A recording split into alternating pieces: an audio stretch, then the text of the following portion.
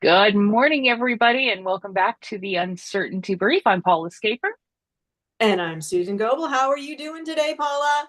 Number I'm doing all one right. author, by the way. Kudos to Paula. Thank you. Yay. Thank you. That was a ride for sure.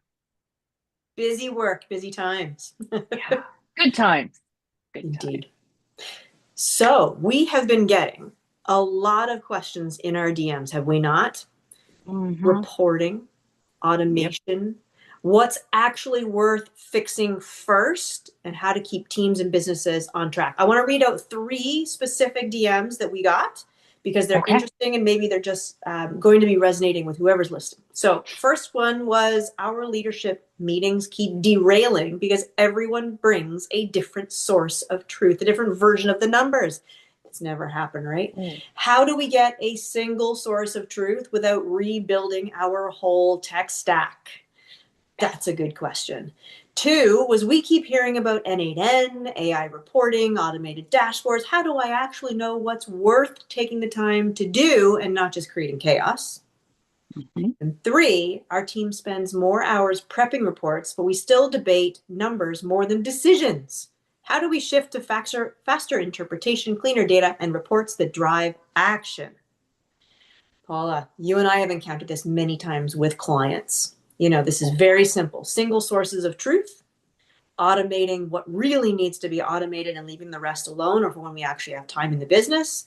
And how do you actually build a report that matters so you can make good quality decisions and not sit there as a leadership team arguing about, well, I don't like where that number came from. It's never happened before, right? Yeah, never. Yeah, I never. So we need to turn this data, this messy stuff, into actual decision making intelligence.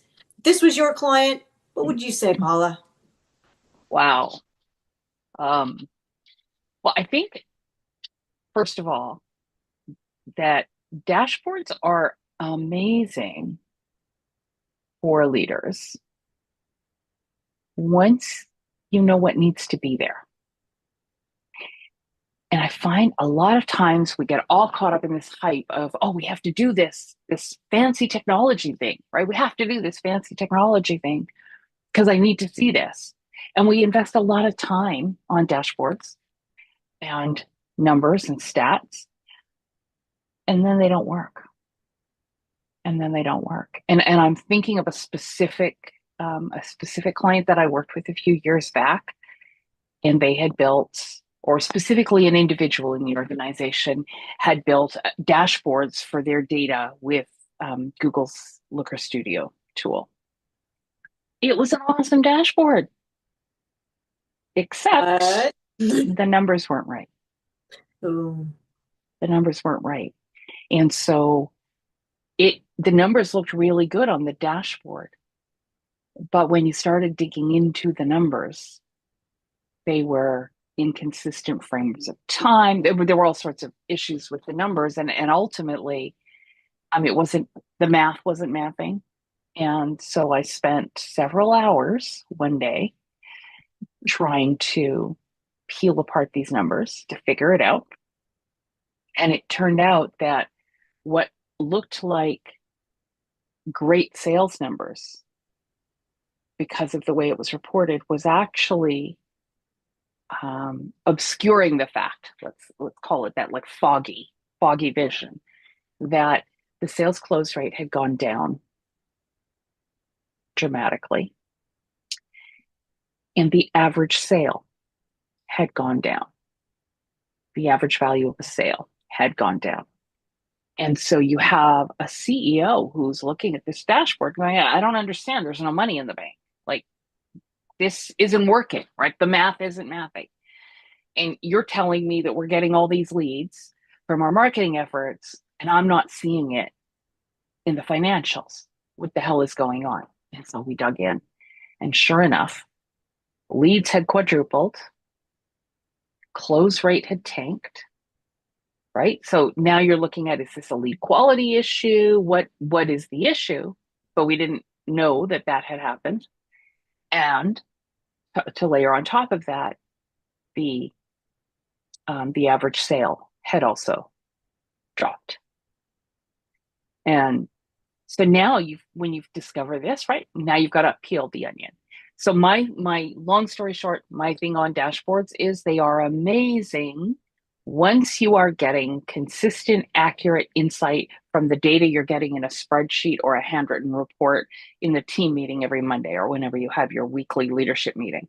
When those numbers, when everybody's aligned behind those numbers and you're getting good insight from them that's helping you propel the business forward, turn it into a dashboard, save everybody some time. But don't start with the dashboard because you are never going to know where the breakdowns are. You're just going to see these numbers, no context. I think that point is worth driving home just a little bit. So at the end of the day, it's not about the automations, it's not about the tools. Let's have a moment at whatever level is appropriate. And I say that because sometimes the leadership level is okay, but the department level doesn't have the visibility that they need. And really, when I'm thinking about it and I'm talking about it to clients, if I talk just strictly at the leadership level of the business, what questions do you need to know the answers to on a regular basis in order to know that the business is healthy and getting where it needs to go? If you can answer that question first, don't worry about Mm-hmm. where that's coming from. Don't worry about that yet. Let's answer that question. What do we need to know? What's the lagging indicator? What's the leading indicator? What pieces of information do we need to know at our level, Right. 30,000 square foot first? And when we know that, now we can say, okay, well, now we have these 10 numbers, these 10 questions that we want to have answers to. And how do we get the answers to those questions, right? You got to be able to know and agree on where that source of truth is coming from. You do. And it's quite Yeah. possible when everybody looks at all their different dashboards and all their different tools and all the different tech stack pieces, it's never going to perfectly align. Well, this 7 day look back window is from this tool is this, and this 7 day window look back is this over here, but it's off by a day. And hey, 9 times out of 10, that won't matter, but every once in a while, that's going to matter. And so we want these sources of truth. So which one is it? And just pick one. Yeah. And then you got to have an owner. And the owner is not marketing, it's not a department, it's a person. One person, please and thank you. And you're Yeah. right, I agree with you. When you've got some of these pieces at the leadership level, it will give you the ability to then later on make it efficient and create the dashboard. I love N8N. I love my Google Sheets. I love all of these Yeah. different pieces that we can do, but they are the second step. They are not the first step. And the other piece is to make sure when you're getting those top 10 metrics, that's not the detail behind all of it.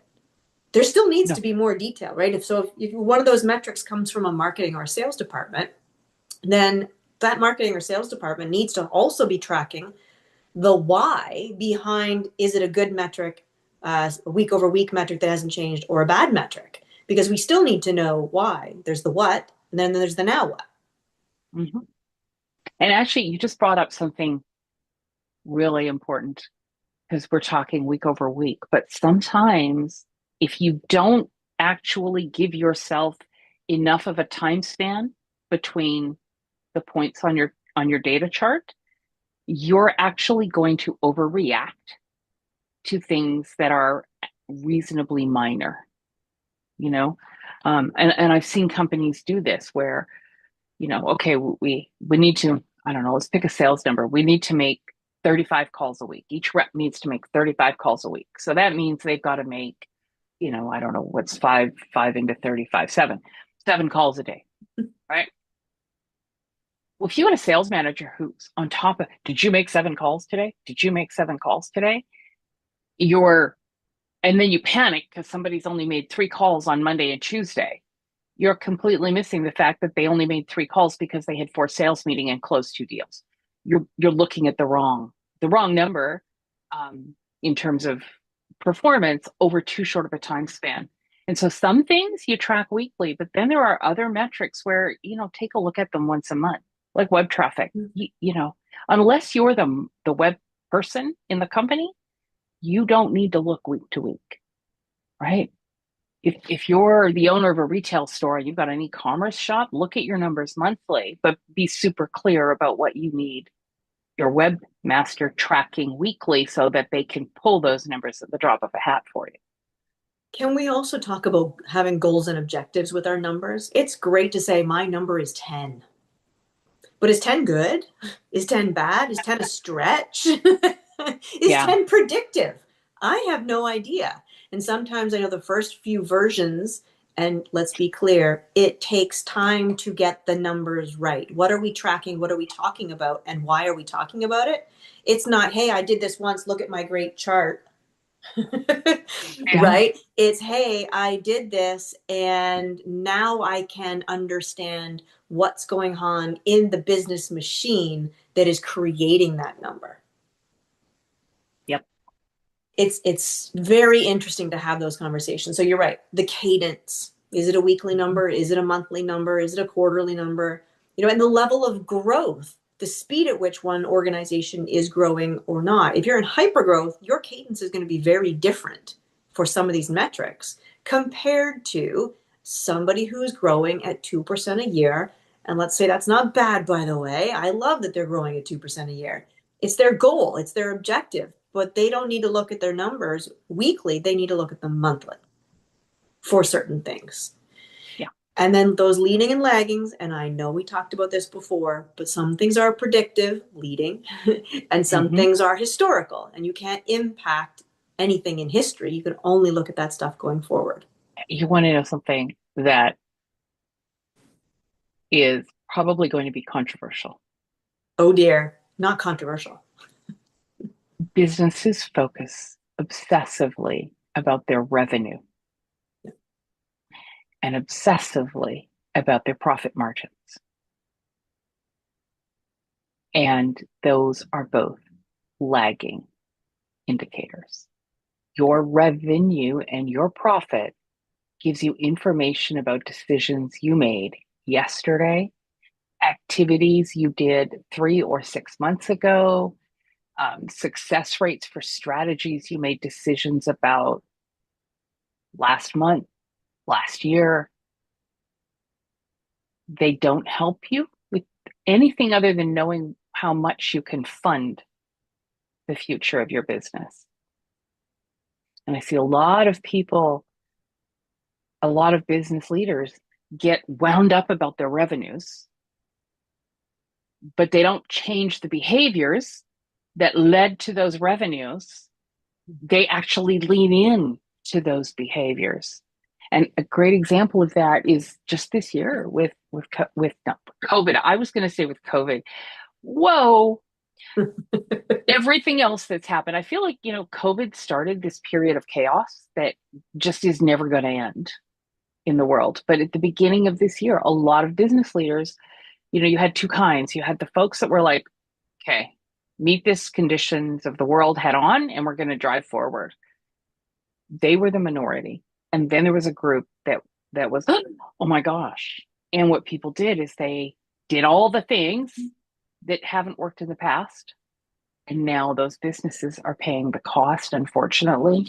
And that's why we're seeing layoffs. We're seeing, job cuts. And I'm not talking about the auto sector and this, there are some things where the market just gives you a kick in the teeth and nothing you can do about it except your best to hang in there and get through. Those are not the companies I'm talking about, to be super clear. I'm talking about adjacent businesses that just sort of, focused on the revenue shrinkage. And hey, done it myself in my own businesses. When things take a turn down, it's easy, but it's wrong. Yeah. Yeah, it's a mistake. So I think we've done a pretty good job so far, just touching at the very high level. Oh, totally. Um, what metrics, how we build trust, Mm-hmm. how we really think about getting a source of truth. As we're wrapping up here, as I know we're Yeah. wrapping up to time, I want people to also be thinking about however they're collecting that data and information to be mindful of whatever their tech stack is, because a lot of people got hit this week by the Cloudflare issue and had significant impacts. I know I went to open up one of the tools that I use in the morning, and I had to investigate why it wasn't working. I had no idea that there was an impact in so many businesses until I started digging into it, the Cloudflare issue. So I only mention that just because, we need to mitigate risk.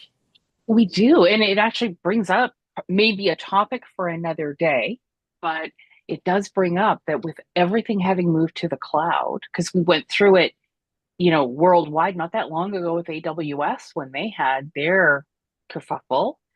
And if you're in Canada and you're on the Rogers network, there was yet another, that was how, 2 years ago now? Um, Well, but it was a big impact. The technology is a huge vulnerability point, and so are you backing up your data somewhere where, worst case scenario, you can still access it or at least download it or something? Yeah. yeah, it's interesting because it brings back to mine, and I'm glad you said that. I mean, I'm not personally on Bell, but the rest of I'm not personally on Rogers. The rest of my family is, and so I was hosting them for a while, and I'm like, oh, I could call you, but you're not actually going to receive my call. They're all within a 5 minute distance, Yep. so I'm like, okay, I better walk over and let you know what's going on, let you know it's a safe place because I don't have the same service provider, right? And I kind of kept it different on purpose because you just never know. But the pieces are true where you look at it, and as we go into this fourth quarter of the year, right, and we're talking about strategic planning, this Mhm. is a risk area that doesn't Yeah. often get quite enough discussion. I know we talked mostly about KPIs, and that's where our DMs were coming in, but let's just migrate this conversation over to cybersecurity and power outages and all of these other risks that we really need to if we're in business. What happens if is a great question. But maybe that's for another day.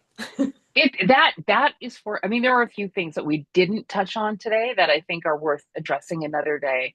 Data hygiene, Mm. because often that's a big cause of, everyone has different numbers. Their numbers are all accurate based on the version of the data they have. So that's a key one. And then the productivity loss when you allow that to go unchecked. We didn't even talk about that. There's so much to this topic. Well, maybe we should do that next time and start covering one of these two topics. But hey, guys, There let we us go. know in the DMs and tell us which would you rather listen to next time, talking to us about data hygiene or productivity losses because you're not doing the right thing because you just don't know that it's not the right thing to be doing. That's a good one. Awesome. All right. Well, Paula, I think we're at time. We are. We are Oh, at time. Go gosh. so fast. Gosh. Thank you for another good conversation, and we will see the rest of you next week. It's good talk.